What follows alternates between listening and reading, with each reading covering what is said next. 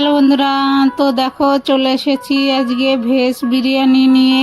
তো আমি তো নিরামিষ খাই, তার জন্য আমি আজকে মেয়ে বললো মা বিরিয়ানি করো, আর ঘরে পনিরও আছে, তাই একটু ভেজ বিরিয়ানি বানাবো। তো এই যে পনিরটা কেটে নিয়ে এখন একটু লবণ দিয়ে ভেজে নেব। অনেকে দমে বিরিয়ানি করে, আমি দমে বিরিয়ানি করিনি বন্ধুরা। তো কিভাবে করছি তো দেখে নাও, আশা করছি ভিডিওটা ভালোই লাগবে। তো পনির ভাজাটা হয়ে গেল, এখন তুলে নিলাম। পনির ভেজে তুলে নিয়ে তারপরে ওই তেলেই দেখো ক্যাপসিকাম, বিন আর গাজর দিয়ে ভেজে তুলে নিলাম। আর দেখো এখানে পনিরও ভাজা হয়ে গেছে। তো এই যে আস্তে আস্তে একটু ভেজে নিলেই হয়ে যাবে সবজিটা ভাজা। তো আর এখন দেখো এখানে চাল ভিজিয়েছি সেই অনেক আগে।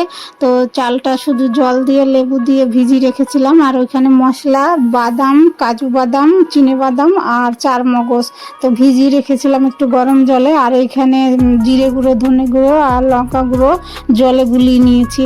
তো দুটো আলু দেব। তো ওই যে দেখো আলুগুলো একটু প্রেসারে সেদ্ধ করে ভেজে তুলে নিলাম। তো ওই কড়াইতেই তেল দিলাম, এখন বানাতে হবে তরকারিটা।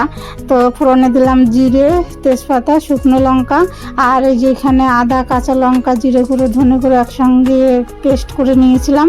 তো ওটা দিয়ে ভালো করে কষিয়ে নিয়ে ওই বাদাম বাটা, চারমগজ, চিনে বাদাম একসঙ্গে পেস্ট করে নিয়ে তো ওই যে ভালো করে কষিয়ে নিয়ে তেল যতক্ষণ না ছাড়ে ততক্ষণ কষাতে হবে। তো ওই যে দেখো কষিয়ে নিয়ে গরম জল দিলাম আর দুটো কাঁচা লঙ্কা দিয়েছি। তো এখন ওই যে ফুটে উঠেছে, এখন পনির ভাজাটা দিয়ে দিলাম। তো আমি আর কোনো গরম মশলা দেইনি বন্ধুরা, এইভাবে খেতে বেশ ভালো লাগে। শুধু এই ধনে পাতার যে একটা সেন্ট, ওটাই ভালো লাগে ওইভাবে পনির রান্না করলে। তো এই যে দেখো এখন এই যে বিরিয়ানিটা চাপাবো, একটু দুধ দিয়েছি, তার উপরে দিলাম তেজপাতা।